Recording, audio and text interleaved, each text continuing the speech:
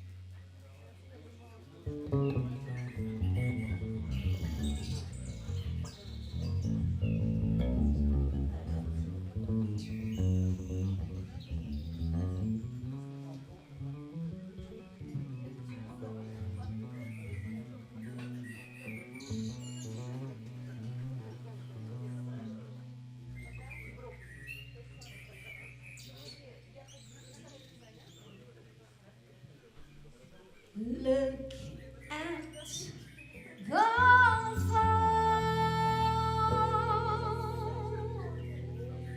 fall onto the hill.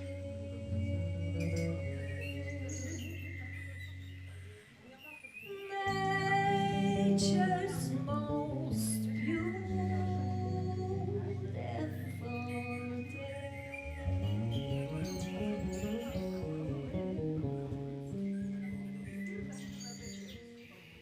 Following the trail of some silent cloud.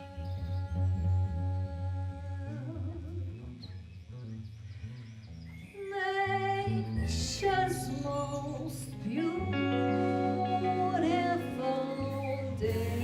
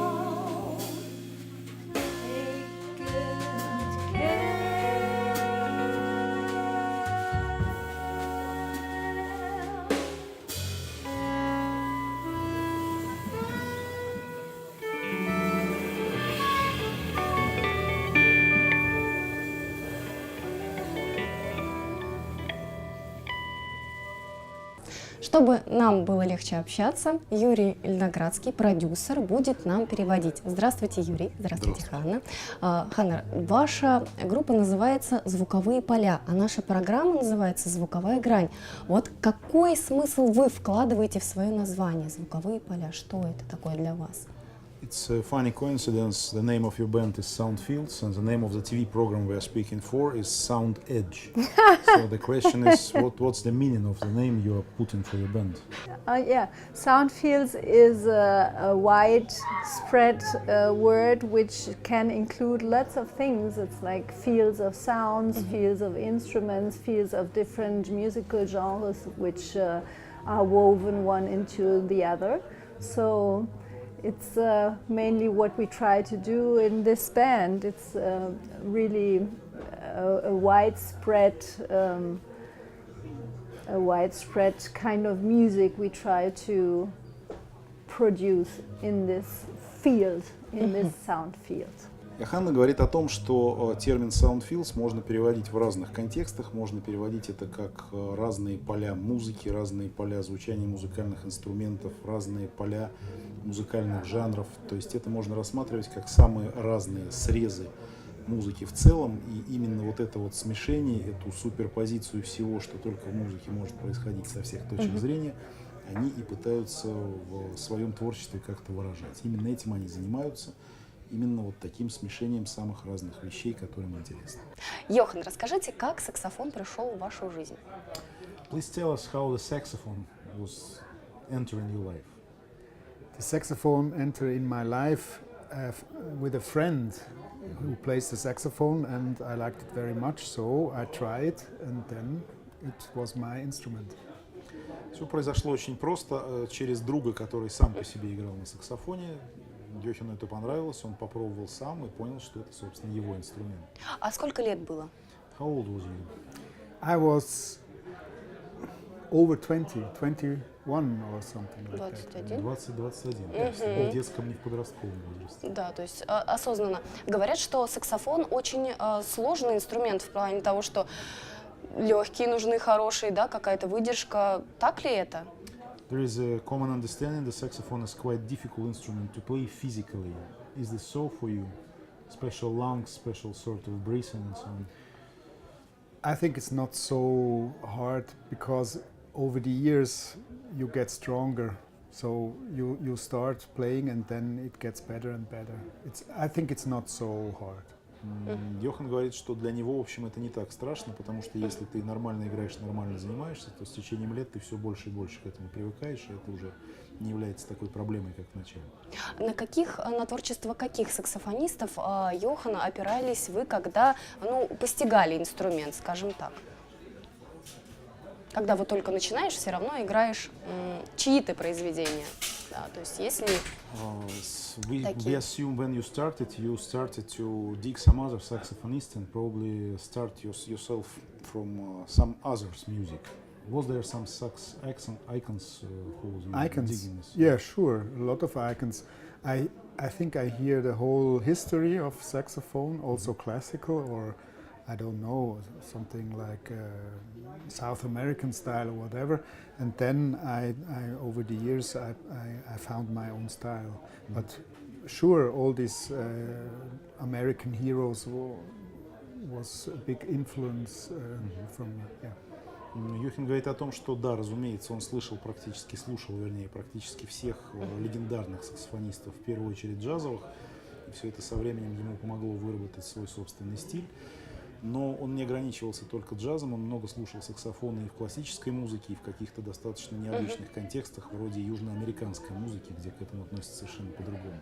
Все это, безусловно, оказало существенное влияние, но сейчас он считает, что стиль у него все-таки сколько-то самостоятельный, свой авторский. А есть ли музыкальное образование, или это само собой пришло, вот этот талант петь, сочинять? You have some formal music education, or you just grew up to this music as an amateur? I grew up luckily in a family where we were singing all the time and where everybody in my family plays an instrument and sings in choirs, and my grandparents did, etc. But I went to music school, to conservatory for singing and electroacoustic composition, which is where comes the electronic from, which I'm doing. So I have been educated in the field of singing and also of composing contemporary electroacoustic music. Йоханна говорит, что выросла она, по счастью, в семье, где музыка была, в общем, постоянно присутствовала, где все постоянно пели, где пели родители, где пели бабушки и дедушки. А со временем она поступила в музыкальную школу, в консерваторию швейцарскую, где изучала не только пение, но и композицию в электроакустике, то есть в современных стилях. Соответственно, сейчас она дипломированный специалист именно и в пении, и в электроакустической композиции.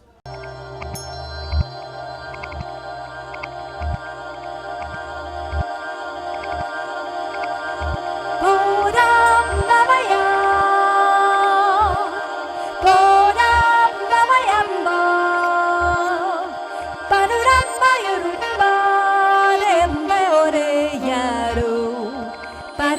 like base jumping from Mount Everest. That's how love feels when you're close to me, and suddenly then I think what might come if you decide to spread your wings, fly away and go. All those things disappear when you come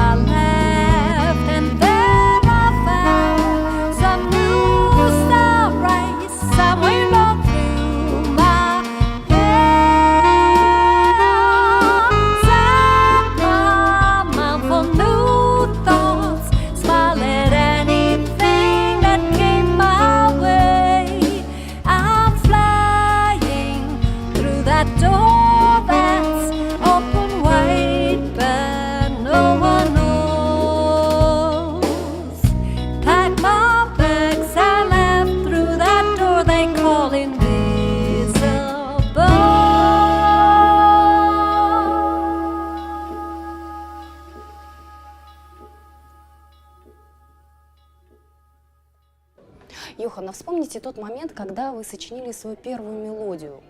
Что вас на нее сподвигло и с какими воспоминаниями связано? Can you remember the moment when you composed your first melody? What was the pushing to composing the first melody? Maybe some memories? Poor. No, sorry. Нет, ничего. No, unfortunately not. Nothing special. Nothing special. I think my first melody was not so good. I think. Йохан говорит, что, к сожалению, ничего сейчас вспомнить не может, и, возможно, одна из причин того, почему он ничего не помнит, что первая мелодия не такой уж была и хорошей. Может ли Йохан вспомнить встречу с Йоханной, да, как это было? Please tell us about history of a band, some hints of how you managed to arrive, and what was the story of the band?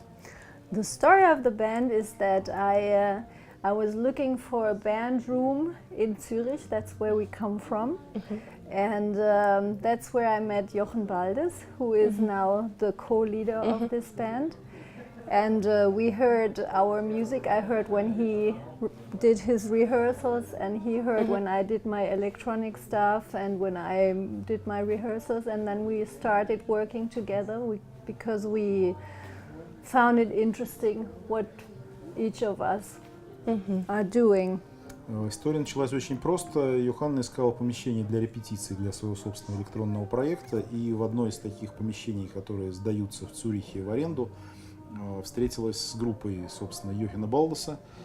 Получилось так, что она послушала его музыку, он послушал ее музыку во время этих репетиций, и кончилось все тем, что они стали играть совместно, стали со-лидерами вот этого нового состава, который, собственно, и возник в жизни. Но они же такие разные, саксофон и электронная музыка. Как удалось соединить так, чтобы это было гармонично? And the question is, the typical saxophone music and the typical electroacoustic music, which is Johanna's area, is quite a different style. Yes. So how it happens, you decided to combine these together? Was it natural or on purpose? I was interested in the electronic music, but the point was that I met Johanna, then I started to play with electronic music before I play normal jazz. And my own group before this group was a normal jazz group with also with Franz and with piano and normal, without singing, without electronics. And so over the years, the last years, it's a new cosmos of music for me to play with this style. Йохен говорит о том, что на самом деле их встреча случилась в подходящий для этого момент, когда он сам по себе начал интересоваться примерно тем же направлением, некой электроакустикой. И если до этого он играл традиционный джаз без вокалистов, с классическим набором инструментов, с гитарой, с фортепиано и так далее, то в этот период он уже и сам начал экспериментировать. Поэтому все это получилось достаточно натурально, и через электроакустику он для себя открыл какой-то совершенно новый пласт музыки, в котором ему очень интересно. А какая музыка, Йоханна, у вас самая любимая? Что слушаете? Что в вашем плейлисте, скажем так? And what's your favorite music? What you're listening to and what's in your permanent playlist? I don't have favorite colors. I don't have favorite music styles. I really like to listen to all kinds of music. I like jazz, I like pop, I like classical music, I like very hardcore electronic music, pop music. Really, I'm into all kinds of music. I think I cannot say which is my favorite style. Йоханна говорит о том, что у нее нет нелюбимых музыкальных стилей, нелюбимых цветов, вообще нет каких-то предпочтений, и она с одинаковым интересом слушает все, что нравится. Это может быть и джаз, и поп-музыка, и классика, и рок, и альтернатива, и практически все, что угодно. В связи с вашим творчеством вы много путешествуете. Расскажите о местах, которые запомнились больше всего, и чем. So we are supposing, concerning your art, you are traveling a lot and making gigs a lot around. So can you tell us something about your travels and about some of the travels which impressed you most? Yeah, I can immediately tell you.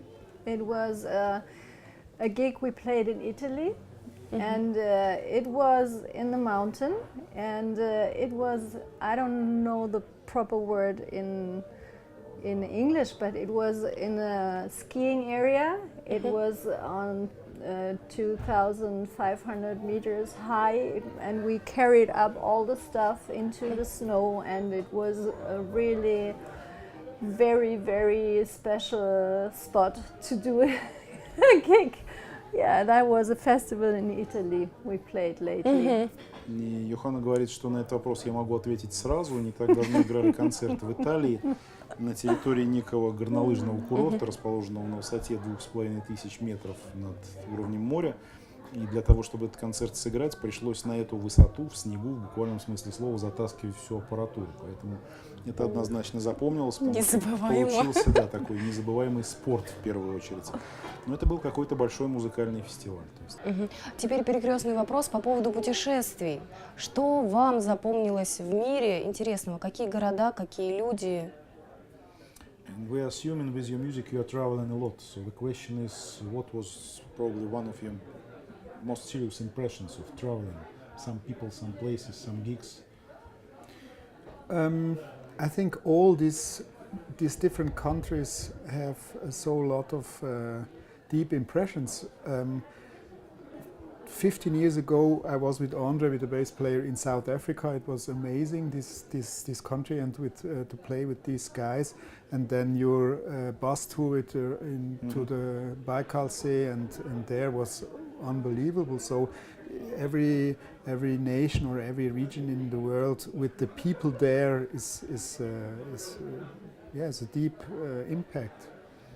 Йохан говорит о том, что по большому счету одинаково интересно и производит более или менее одинаково сильный эффект практически все страны, в которых он бывает. Ездит он действительно много и может навскидку назвать, например, такие туры, как поездку с Андре, с басистом сегодняшнего коллектива, в Южную Африку, где была совершенно новая для него страна, новые люди, как бы новая аудитория. И недавний тур 2015 года, когда они вместе с Францем, с гитаристом сегодняшней группы, на автобусе ездили по России в районе Байкала. Он говорит, что все вот это вот как-то действительно равнозначно для того впечатления, которое он выносит от концертной жизни. Последний вопрос такой. Чего не хватает нынешнему современному зрителю? And the last question is quite surprising. What do you think is a lack for contemporary listener? What he misses? What he needs? What music needs today? No, not music. The contemporary listener of your music. What is his problem? Probably he needs something more, to know something more, to study something more. The listener of our music? Yeah. Is I there don't any think problem so. with a modern No, listener? I think he's cool. He can sit and have listen to an interesting river of sounds and stories we tell, and I think it's quite divertimento. It's not going to be boring because there are things happening. So I don't know if he or she will be missing something. I don't know, but you can tell me after the concert. Окей. Йоханна говорит о том, что, на ее взгляд, никакой особой проблемы у современного слушателя, особенно у слушателя ее музыки, нет, потому что предлагается ему некий поток, некая река музыки, которая достаточно сильно петляет, изменяется, в ней достаточно смены планов, в ней достаточно смены каких-то композиционных решений, и это не скучно. То есть человек получает возможность в этом как-то жить. Она надеется, что ему всего хватает, и надеется, что после концерта вы теперь скажете наконец-то, всего ли хватает ему. Договорились. На этом у меня все. С вами была Елена Крынина и программа «Звуковая грань». Смотрите и слушайте только хорошую музыку.